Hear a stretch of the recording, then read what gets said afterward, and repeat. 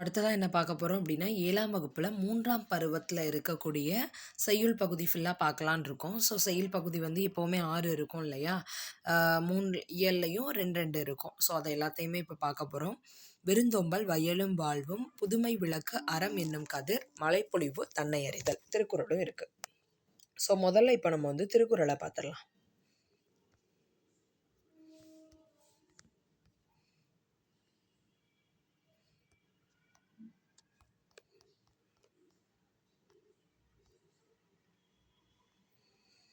So Thirukkural. திருக்குறள்ல வந்து என்ன சொல்லியிருக்காங்க அப்படின்னா, வினை செயல் வகை. பொருள் கருவி காலம் வினை இடனோடு ஐந்தும் இருள் தீர எண்ணி செயல். ஒரு செயலை செய்கிறோம் அப்படின்னா நமக்கு என்னெல்லாம் தேவையா? வேண்டிய பொருள், ஏற்ற கருவி, தகுந்த காலம், மேற்கொள்ளும் செயலின் தன்மை, உரிய இடம் ஆகிய ஐந்தையும் ஐயம் தீர ஆராய்ந்து ஒரு செயலை செய்ய வேண்டும். பொருள், கருவி, காலம், வினை, இடனோடு ஐந்தும் இருள் தீர எண்ணி செயல். வேண்டிய பொருள், ஏற்ற கருவி, தகுந்த காலம், மேற்கொள்ளும் செயலின் தன்மை, உரிய இடம் ஆகிய ஐந்தையும் ஐயம் தீர ஆராய்ந்து ஒரு செயலை செய்ய வேண்டும். ஸோ நம்ம இப்போ வந்து எக்ஸாமுக்கு ப்ரிப்பேர் பண்ணிட்டு இருக்கோம் இல்லையா? ஸோ ப்ரிப்பரேஷன் அப்படின்ற ஒன்றுக்குள்ளே இறங்குறோம் அப்படின்னா, இப்போ குரூப் 1 அப்படின்னா நோட்டிஃபிகேஷன் வந்த பிறகு நான் படிக்கிறேன் அப்படின்லாம் ஆரம்பிக்கவே முடியாது.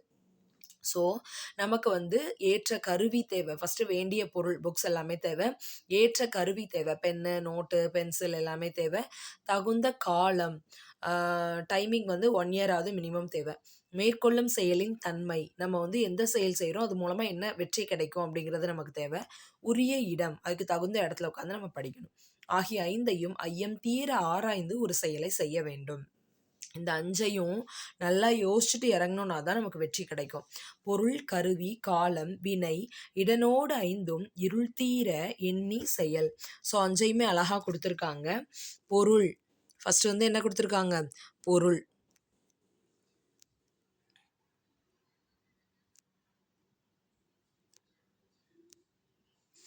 செகண்ட் வந்து கருவி.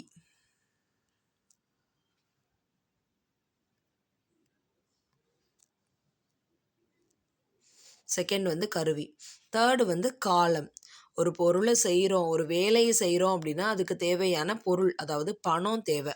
2வது கருவி தேவை. புக்ஸா, நோட்ஸா, பென்னா, என்னென்ன தேவையோ தேவை. காலம் 1 மந்த்தோ 1 இயரோ 6 மந்த்தோ என்ன தேவையோ அது வேணும். அப்புறம் வினை. வினைனா என்னது? அதை எப்படி செய்யணும் அப்படிங்கிறது நமக்கு தெரியணும். அப்புறம் இடம். இடம்னா என்னது? அந்த செயலை செய்கிறதுக்கு தேவையான இடம், இடவசதி. ஸோ இந்த 5ம் இருந்துச்சு அப்படின்னா தான் நம்ம வந்து ஒரு செயலை செய்ய முடியும். இருள் தீர எண்ணி செயல்.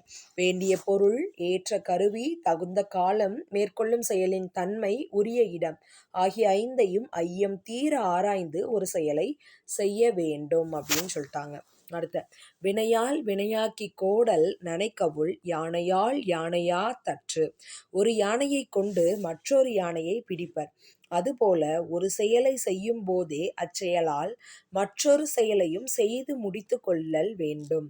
உவமையணி என்ன சொல்றாங்க? வினையால் வினையாக்கி கோடல் நனைக்கவுள் யானையால் யானையா தற்று. நான் இப்போ வந்து பால் வாங்குறதுக்கு கடைக்கு போகிறேன். இதான் வந்து ப்ராசஸ். ஒரு யானையை கொண்டு மற்றொரு யானையை பிடிப்பர். போகிற வழியில தான் எனக்கு வந்து என்ன இருக்குது? பக்கத்துலேருந்து பால் கடை பக்கத்துலேயே இன்னொரு காய்கறி கடை இருக்குது. ஸோ அதையும் நான் முடிச்சுட்டு வெளியே போகிறேன் அப்படின்னா 2 வேலையும் முடிச்சுட்டு வந்துட்டோம் அப்படின்னா என்னது? ஸோ ஒரு வேலை முடியும் இல்லையா? ஒரு யானையை கொண்டு மற்றொரு யானையை பிடிப்பர். அதுபோல ஒரு செயலை செய்யும் போதே அச்செயலால் மற்றொரு செயலையும் செய்து முடித்து கொள்ளல் வேண்டும். ஸோ இப்போ நம்ம படிக்கிறோம் அப்படிங்கிறது ஒரு ப்ராசஸ். ஸோ படிக்கிறத வச்சே நம்ம வந்து அது மூலமாக என்னென்ன பெனிஃபிட்லாம் இருக்கோ எல்லாத்தையுமே சேர்த்து அடைஞ்சிக்கணும் அப்படிதான் சொல்கிறாங்க. ஸோ வினையால் வினையாக்கி கோடல் நனைக்கவுள் யானையால் யானையா தற்று. ஒரு யானையை கொண்டு மற்றொரு யானையை பிடிப்பர். அதுபோல ஒரு செயலை செய்யும் போதே அச்செயலால் மற்றொரு செயலையும் செய்து முடித்து கொள்ளல் வேண்டும். அணி வந்து உவமையணி. அவையஞ்சாமை. கற்றாருள் கற்றார் எனப்படுவர் கற்றார் முன் கற்ற செல சொல்லுவார். பொருள், தாம் கற்றவரை கற்றவர் முன் கற்றவற்றை கற்றவர் முன் தெளிவாக சொல்ல வல்லவர் கற்றவருள் மிகவும் கற்றவராக மதிக்கப்படுவார். ஸோ இப்போ வந்து படித்து அதாவது நான் இப்போ வந்து டெப்த்து நாலேஜ் தமிழில் இருக்குது, நல்லா பேச முடியும் அப்படின்னு நான் நினைக்கிறேன்னு வச்சுக்கோங்களேன். யார் முன்னாடி அதை ப்ரூவ் பண்ணணும்? தமிழில் பிஹெச்டி முடித்தவங்க முன்னாடி அதை நான் என்ன பண்ணணும்? ப்ரூவ் பண்ணணும். கற்றாருள் கற்றார் எனப்படுவார். யாரு? கற்றார் முன் கற்ற செல சொல்லுவார். தாம் கற்றவற்றை கற்றவர் முன் தெளிவாக சொல்ல வல்லவர் கற்றவருள் மிகவும் கற்றவராக மதிக்கப்படுவார். கற்றாருள் கற்றார் எனப்படுவார். கற்றார் முன் கற்ற செல சொல்லுவார். தாம் கற்றவற்றை கற்றவர் முன்னாடி தெளிவா யாரால சொல்ல முடியுமோ அவங்க தான் என்னது? கற்றவர்களுள் மிகவும் கற்றவராக மதிக்கப்படுவார். கற்றார் முன் கற்ற செல சொல்லி தாம் கற்ற மிக்காருள் மிக்க கொளல். கற்றவர் முன் தான் கற்றவற்றை மனதில் பதியும்படி சொல்லி அவர்கள் கற்றவற்றையும் கேட்டு அறிந்து கொள்ள வேண்டும். ஸோ நான் படித்ததை வந்து அவங்களுக்கு வந்து நல்லா மனசில் பதிகிற மாதிரி சொல்லி அவங்க படித்ததையும் நான் வந்து என்ன பண்ணிக்கணும்? கேட்டு அறிந்து கொள்ள வேண்டும். ஸோ அவை அஞ்சாமை. நான் வந்து படிச்சிருக்கேன், ஆனால் ஸ்டேஜில் ஏறி பேச முடியாது அப்படின்றதெல்லாம் இருக்கக்கூடாது. அவை அஞ்சாமை. அந்த அவை எப்படி இருக்கணுமா? கற்றவர் அவையாக இருக்கணுமா? அந்த அவையில் நம்ம அஞ்சக்கூடாதா? இதை தான் வந்து திருவள்ளுவர் சொல்லிட்டு இருக்காரு ஒரு குறளையுமே. கற்றாருள் கற்றார் எனப்படுவர். கற்றார் முன் கற்ற செல சொல்லுவார். தாம் கற்றவற்றை கற்றவர் முன் தெளிவாக சொல்ல வல்லவர் கற்றவருள் மிகவும் கற்றவராக மதிக்கப்படுவார். நான் என்ன படித்தனோ அதை படித்தவங்க முன்னாடி தெளிவாக சொல்கிறதுக்கு எனக்கு ஞானம் இருந்துச்சு அப்படின்னா நான் வந்து அந்த படிச்சிருக்கவங்களையே அதிகமாக படித்தவங்க அப்படிங்கிற மீனிங்கை சொல்லியிருக்காங்க. கற்றார் முன் கற்ற செல சொல்லி தாம் கற்ற மிக்காருள் மிக்க கொளல். அப்படின்னா என்னது? கற்றவர் முன் நான் என்ன படிச்சிருக்கேனோ அதை மனதில் பதியும்படி சொல்கிறேன் அப்படின்னா அவர்கள் கற்றவற்றை கேட்டு அறிந்து கொள்ள வேண்டும். அதாவது என்ன சொல்லியிருக்காங்க? நான் இப்போ ஒரு படித்த ஒருத்தங்களை சந்திக்கிறேன்னு வச்சுக்கோங்களேன். நான் படித்ததை நல்ல எக்ஸாம்பிள்ஸ் சொல்லி அவங்க மனசில் பதிகிற மாதிரி சொல்லிடணும். அது போக அவங்க கிட்டேருந்து எனக்கு என்ன நாலேஜ் கிடைக்குன்றதை பார்த்து நான் என்ன பண்ணிக்கணும்? அதையும் சேர்த்து கெயின் பண்ணிக்கணும். கற்றார் முன் கற்ற செல சொல்லி தாம் கற்ற மிக்காருள் மிக்க கொளல். கற்றவர் முன் தான் கற்றவற்றை மனதில் பதியும்படி சொல்லி அவர்கள் கற்றவற்றையும் கேட்டு அறிந்து கொள்ள வேண்டும். நாடு உரு பசியும் ஓவா பிணியும் செரு பகையும் சேராது இயல்வது நாடு. மிக்க பசியும் ஓயாத நோயும் அழிவு செய்யும் பகையும் சேராமல் நல்ல வகையில் நடைபெறுவதே நாடாகும் அப்படின்னு சொல்லிட்டாங்க. ஸோ உரு பசி ஓவா பிணி செரு பகை சேராது இயல்வது நாடு. ஒரு நல்ல நாடு அப்படின்னா என்னெல்லாம் இருக்கணுமா? என்னெல்லாம் இருக்கக்கூடாதா? மிக்க பசி, ஓயாத நோய் இருக்கக்கூடாது. அழிவு செய்யும் பகையும் சேராமல் நல்ல வகையில் நடைபெறுவதே நாடாகும் அப்படின்னு சொல்லிட்டாங்க. ஸோ ஓயாத நோய் இருக்கக்கூடாது. ஃபஸ்ட்டு உரு பசியும், மிக்க பசி இருக்கவே கூடாது. ஓவா பிணியும், ஓயாத நோயும் இருக்கவே கூடாது. செரு பகையும், அழிவு செய்யும் பகையும் இருக்கவே கூடாது. இதெல்லாம் யார் சேராமல் பார்த்துக்கிறாங்களோ அவங்க தான் என்னது? நல்ல நாடு. மிக்க பசியும் ஓயாத நோயும் அழிவு செய்யும் பகையும் சேராமல் நல்ல வகையில் நடைபெறுவதே நாடாகும் அப்படின்னு சொல்லிட்டாங்க. அடுத்தது நாடென்ப நாடா வளத்தன நாடல்ல நாடா வளம் தரு நாடு. பெரிய அளவில் முயற்சி இல்லாமல் வளம் தரும் நாடே சிறந்த நாடாகும். முயற்சி செய்து சேரும் வளத்தை உடைய நாடு சிறந்த நாடு ஆகாது. ஸோ இப்போ எங்கள் நாட்டில் பீப்புள் எப்படி இருக்காங்க தெரியுமா? எவ்வளோ உழைப்பாங்க தெரியுமா? காலையில் 5 மணிக்கு வேலைக்கு வந்தாங்கன்னா நைட்டு 10 மணி 11 மணி வரையும் வேலை செஞ்சுட்டே தான் இருப்பாங்க. அது மூலமாக நாங்கள் இவ்வளோ சம்பாதிக்கிறோம் தெரியுமா அப்படின்னு சொல்கிறது பெரிய நாடு கிடையாது. நாடன்ப நாடா வளர்த்தன நாடல்ல நாடா வளம் தரு நாடு. பெரிய அளவில் முயற்சி இல்லாமல் வளம் தரும் நாடு தான் சிறந்த நாடு. எங்க பீப்பிள் 10 மணிக்கு வருவாங்கப்பா. ஈவினிங் 5:00 வீட்டுக்கு போயிருவாங்கப்பா. அவங்களோட முயற்சி என்னதான் இருந்தாலும், அதோட சேர்த்து எங்களோட எந்திரங்கள், அவங்களோட அறிவு மூலமா என்னென்ன டெவலப்மெண்ட் இருக்கோ, அது மூலமா தான் நாங்க வந்து என்ன பண்றோம், எல்லாமே எங்களுக்கு கெயின் ஆகுது. ஜிடிபி லெவல் அதிகமாகுது.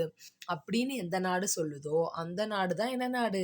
வளமான நாடு. பெரிய அளவில் முயற்சி இல்லாமல் வளம் தரும் நாடே சிறந்த நாடாகும். முயற்சி செய்து சேரும் வளத்தை உடைய நாடு சிறந்த நாடு ஆகாது அப்படின்னு சொல்லிட்டாங்க. அடுத்தது அரண் அப்படிங்கிற டாபிக். மணி நீரும் மண்ணும் மலையும் அணிநிழல் காடும் உடையது அரண். ஸோ இதெல்லாம் நம்ம நாட்டுக்கு அரணா இருக்கும்மா. அரண்னா என்னது? எல்லை சொல்லுவோம் இல்லையா, அதுதான் அரண். ஃபர்ஸ்ட் மணி நீர். மணி நீர்னா என்னது? நல்ல தெளிந்த நீர். அடுத்த மண்ணு. சரியா? மண்ணுனா என்னது? மண், நிலம். அடுத்த மலை. மலைனா என்னது? மலைனா மலை தான், மவுண்டெயின். அழகிய அணிநிழல். அணிநிழல்னா என்னது? அழகிய நிழல். அழகிய நிழல் தரக்கூடியதான் என்னது? காடு அப்படின்னு சொல்லிட்டாங்க. அணிநிழல் காடும் உடையது அரண். ஸோ 4 இது இருக்கணும். என்னதெல்லாம்? அணிநிழல் உடைய காடு. அணிநிழல் காடு. மணி நீர், நல்ல தெளிந்த நீர். மண், மண்ணுனா நிலம். மலை, மலைனா மவுண்டெயின். அணிநிழல் காடு, அழகிய நிழலுடைய காடு. இந்த 4ம் உள்ளதே அரண் ஆகும். இந்த 4ஐயும் உடையதுதான் வந்து என்னது? அரண்னு சொல்லிட்டாங்க. அடுத்தது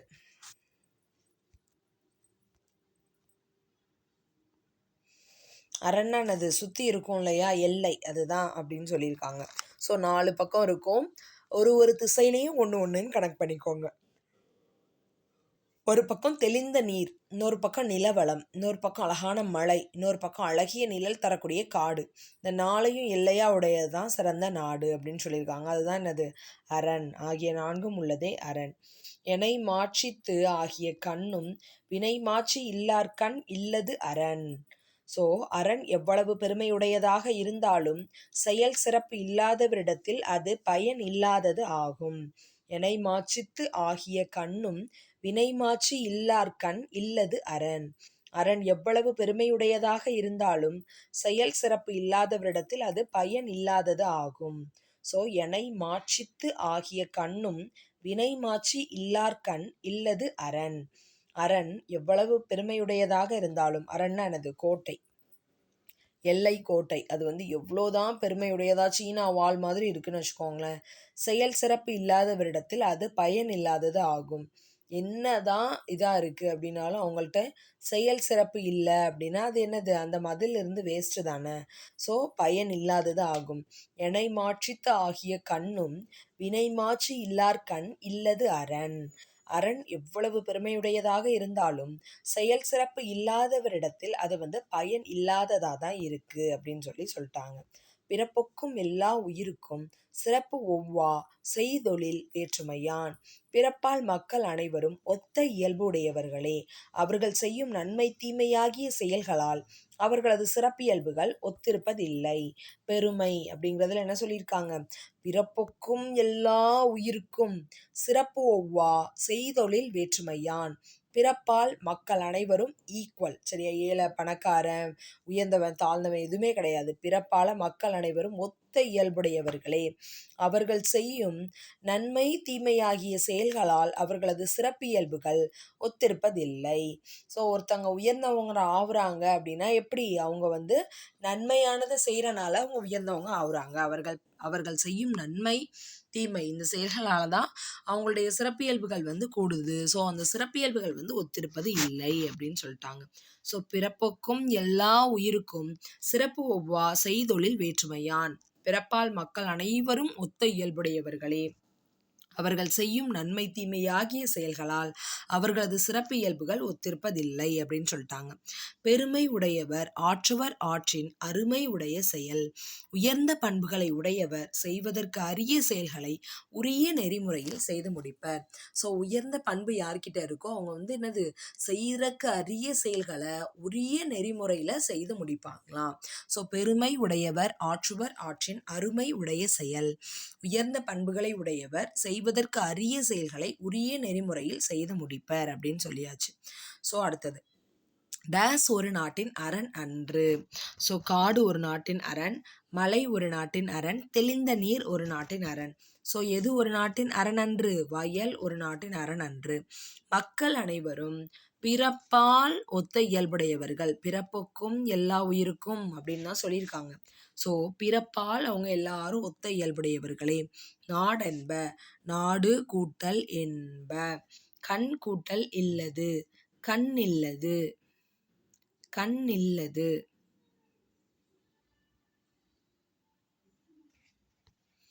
இது இல்லாததுன்னு போட்டிருக்காங்க, லாது. ஸோ கண் இல்லது. பிறப்புக்கும் எல்லா உயிருக்கும் ஓமையணி பயின்று வரும் குறளை தேர்ந்தெடுத்து எழுதுகன்னு கொடுத்துருக்காங்க. ஸோ ஓமையணினா ஓமை ஓமேயம் ரெண்டும் இருக்கணும்.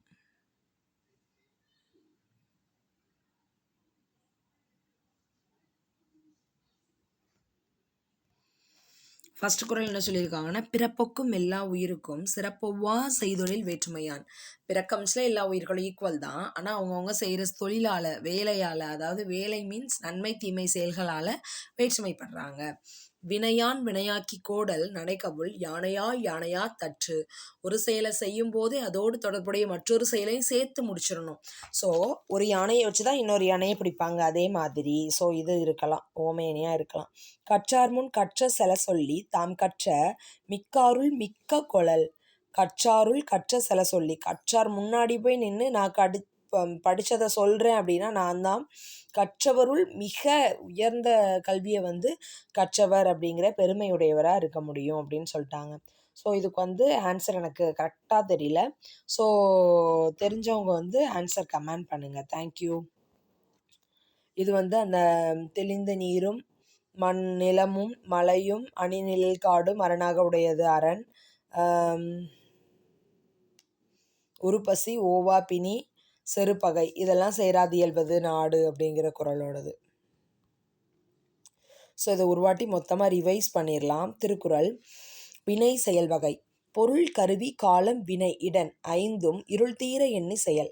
ஒரு வேண்டிய பொருள் ஏற்ற கருவி தகுந்த காலம் மேற்கொள்ளும் செயலின் தன்மை உரிய இடம். இந்த அஞ்சுமே இருந்துச்சு அப்படின்னா ஐயம் தீர நல்லா ஆராய்ஞ்சிட்டு இந்த ஒரு செயலை நம்ம தொடங்கினோன்னா வெற்றி கிடைக்கும். ஸோ ஒரு செயலை செய்கிறதுக்கு தேவையான பொருள் காசு, ஏற்ற கருவி, கருவிங்கிறது என்னது? ஏற்ற கருவி, கருவினா தேவையான பொருட்கள், தகுந்த காலம் டைமிங், மேற்கொள்ளும் செயலின் தன்மை உரிய இடம், இந்த அஞ்சுமே இருக்கணும். வினையால் வினையாக்கி கோடல் நடைக்கவுள் யானையால் யானையா தற்று. ஒரு செயலை முடிக்கும் போதே இன்னொரு செயலை சேர்த்து முடிச்சிடணும். ஸோ இதுதான் என்ன அணி? ஓமை அணி. இதை நம்ம படிக்க மிச்சில் மிஸ் பண்ணிட்டு போயிருக்கோம். கரெக்டாக அங்கே கொஸ்டினில் கேட்டுட்டாங்க ஓமை அணி. சரியா? வினையால் வினையாக்கி கோடல் நடைக்கவுள் யானையால் யானையா தற்று ஓமை அணி. அவை அஞ்சாமை. கற்றாருள் கற்றார் எனப்படுவர் கற்றார் முன் கற்ற செல சொல்லுவார். தாம் கற்றவற்றை கற்றவர் முன் தெளிவாக சொல்ல வல்லவர் கற்றவருள் மிகவும் கற்றவராக மதிக்கப்படுவார். கற்றார் முன் கற்ற செல சொல்லி தாம் கற்ற மிக்காருள் மிக்க கொளல். கற்றவர் முன் கற்றவற்றை மனதில் பதியும்படி சொல்லி அவர்கள் கற்றவற்றையும் கேட்டு அறிந்து கொள்ள வேண்டும். உருப்பசியும் ஓவா பிணியும் செருப்பகையும் சேராது இயல்வது நாடு. மிக்க பசியும் ஓயாத நோயும் அழிவு செய்யும் பகையும் சேராமல் நல்ல வகையில் நடைபெறுவதே நாடாகும். நாடென்ப நாடா வளத்தன நாடல்ல நாடா வளம் தரு நாடு. பெரிய அளவில் முயற்சி இல்லாமல் வளம் தரும் நாடுதான் சிறந்த நாடு. முயற்சி செய்து சேரும் வளத்தையுடைய நாடு சிறந்த நாடு ஆகாது. மணி நீரும் மண்ணும் மலையும் அணிநிழல் காடும் உடையது அரண். ஃபர்ஸ்ட் தெளிந்த நீர் இருக்கணும், மண் இருக்கணும், நிலம் இருக்கணும், மலை இருக்கணும், அணிநிழல் காடு, அழகிய குளிர்ந்த நிழலை தரக்கூடிய மரங்களை உடைய காடு இருக்கணும். இதெல்லாம் தான் அரண். எனைமாட்சித்து ஆகிய கண்ணும் வினைமாட்சி இல்லார்கண் இல்லது அரண். அரண் வந்து எவ்வளோதான் வலிமையுடையதா பெருமையுடையதா இருந்தாலும் கூட செயல் சிறப்பு இல்லையா, அப்போ அதுக்கு பயனே இல்லாமல் போயிடும். பிறப்புக்கும் எல்லா உயிருக்கும் சிறப்பொவ்வா செய்தொழில் வேற்றுமையான். பிறப்பால் மக்கள் அனைவரும் ஒத்த இயல்புடையவர்கள் தான். செய்யும் நன்மை தீமையாகிய செயல்களால் தான் அவங்க வந்து வேறுபடுறாங்க அப்படின்னு சொல்லியிருக்காங்க. பெருமை உடையவர் ஆற்றுவார் ஆற்றின் அருமை உடைய செயல். உயர்ந்த பண்புகளை உடையவர் செய்தற்கு அரிய செயல்களை வந்து கரெக்டான நெறியில் வந்து செஞ்சு முடிப்பாங்க. கரெக்டாக பிளான் பண்ணி அதில் செஞ்சு முடிப்பாங்கன்னு சொல்லியாச்சு. ஸோ வயல் வந்து ஒரு நாட்டின் அரண் கிடையாது. மக்கள் அனைவரும் டேஸ் ஒத்த இயல்புடையவர்கள், பிறப்பால் ஒத்த இயல்புடையவர்கள். நாடென்ப நாடு கூட்டல் என்ப கண் கூட்டல் இல்லது கண் இல்லது. ஸோ குறட்பால உவமை அணி பயின்று வந்துள்ள குறள் வந்து என்னது, வினையால் வினையாக்கி கோடல் நனைக்கவுள் யானையால் யானையா தற்று. அதுதான் என்னது, உவமை அணி பயின்று வந்துள்ளது. ஸோ ஒரு வேலையை முடிக்கும் சொல்லி இன்னொரு வேலையும் சேர்த்து முடிச்சிடணும் அப்படின்னு சொல்லக்கூடியது. ஏன்னா யானையை வச்சு தான் யானையை பிடிப்பாங்க, அதே போல் அப்படின்னு தெளிவாக சொல்லியிருக்காங்க. ஸோ இதுவரையும் சொல்லி தந்தது எல்லாமே நல்லா தெளிவாக புரிஞ்சிச்சா? நான் வந்து என்னோடய வீடியோஸில் என்னென்ன டிஃப்ரெண்ட் பண்ணணுன்றதை கமெண்ட் பண்ணுங்கள். Thank you friends.